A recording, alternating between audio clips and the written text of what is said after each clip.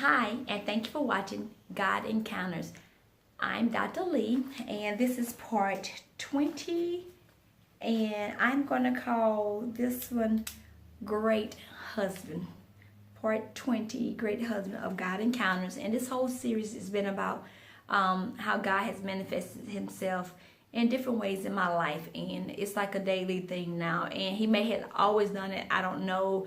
I just didn't pay attention, maybe I said it was coincidental, or can't believe what happened. But now I know that how God manifests himself in our lives, and it can be a daily occurrence. But a lot of time we either don't see it, or we miss it, or if it's not happening, it's because we may not be seeking the Lord like we should. So this is part 20, and I'm calling this one Great Husband. And I'm going to use Bible verse Genesis 2:24 from the, the KJV. Genesis 2:24, KJV. And it reads, "Therefore shall a man leave his father and his mother, and shall cleave unto his wife, and they shall be one flesh." Again, Genesis 2:24, the King James Version. "Therefore shall a man leave his father and his mother, and shall cleave unto his wife, and they shall be one flesh." And this one's going to be really short and sweet, but I never forget. One day I was sitting on my bed, and I had been through a couple of relationships, and I did all the picking. When you pick, you learn later that you just be doing some bad choices, and so some bad worse than others. But I say, you know what, I'm gonna try this God's way. I was sitting back, I said, "Lord, I'm gonna try this your way. I'm not gonna pick anybody. I'm just gonna sit here and wait until you send me somebody." I was like, I know this is gonna take about 5 years at the minimum, because I meet all these women that I always said they waiting on God to send them a man, or send them their husband, or however. So I was like, so I know it's gonna be a while, because I know some of those women said been waiting for a while. So I said, well, at least it's gonna be a minimum of 5 years, guys. So I'm ready to just do me for the next 5 years, and I'm going to just enjoy life, and just do me, and just enjoy going places, doing things, whatever, going to the gym, whatever. I just enjoy doing, just enjoy myself.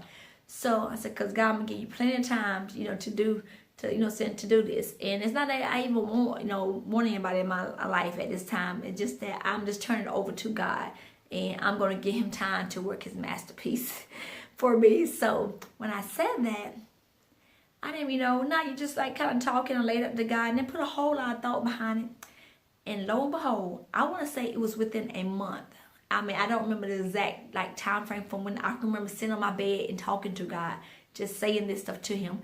I think it may have been, like I said, I know it was less than a month. I don't know if it was 2 days, 2 weeks. I don't remember now, but I know it was less than a month. And I get a phone call. I was driving, and one of my old students wanted me to talk to somebody she knew. And I was like, I want a phone, call me back. And I was like, okay.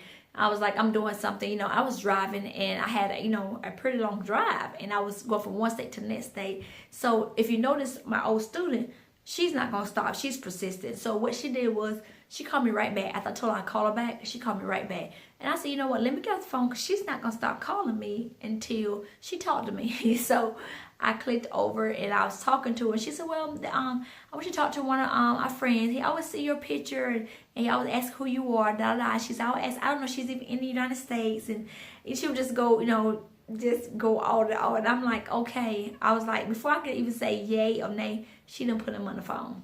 Anyhow, I immediately thought to myself, I don't want to talk to anybody that call themselves friends to her, because you just got to know her, and she's kind of funny, a character, in the words. And I was like, I don't want to talk to anybody that knows that's considered themselves a friend with her.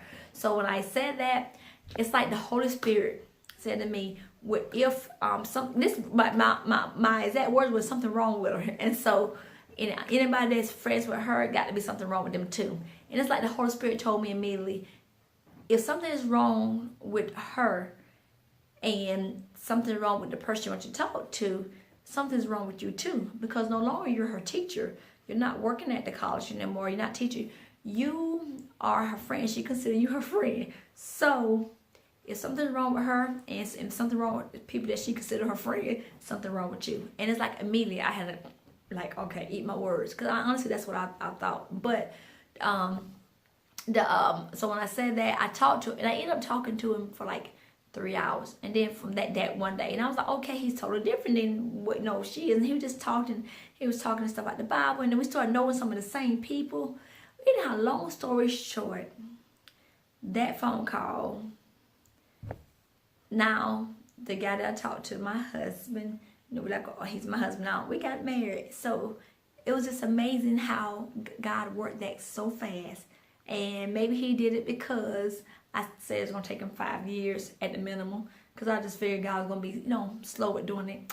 So, but I learned that you can't give God any kind of time limit on anything. You can't tell him how fast you want it done, because it may take him 10, 20 years. You can't tell him how slow it's going to be done, because he may do it the next day. So with that, I learned that timing is everything with the Lord. And a lot of times, God is seeing you what he has designed perfect for you. And it may not be what you think it is, or how the customer. I always tell people my husband totally different than anybody I ever dated. He doesn't fit in like any category, just totally different than what I would have chosen. But God knows what works best. And so I have a wonderful husband, great husband, and people that know us personally, and they always saying how wonderful my husband is. And then it's kind of funny, because someone would say, well, both of y'all are wonderful. And I was like, well, we couldn't have did that. We couldn't have match made like that. So with that, I'm just sharing that story, because I see how God manifested himself, because everybody that I had chosen and picked for myself, I kind of screwed up with it. And they may go lacking in one or the other. And then as soon as I turned over to God, he moved so fast, it was shocking. And I tell everybody, it's like my husband and I didn't even date. We got married. It was like it was just so, everything was totally different. And awesome. And so we have 2 little girls now, and we have a ministry we're building together. He's a pastor of church, and just a wonderful, wonderful man of God. And I thank God for sending me such a wonderful, loving husband that's not only kind to me, but our daughters, my 2 sons that my husband already had before we got married. So just a wonderful family, and everybody gets along fine. It's just awesome. So only God can do that. God would give you someone that you least suspect, and it just be a perfect match. So I thank God for my wonderful, wonderful, wonderful husband. So that's it. And as always, let go, let God, and keep it moving. And thanks for watching. Take care.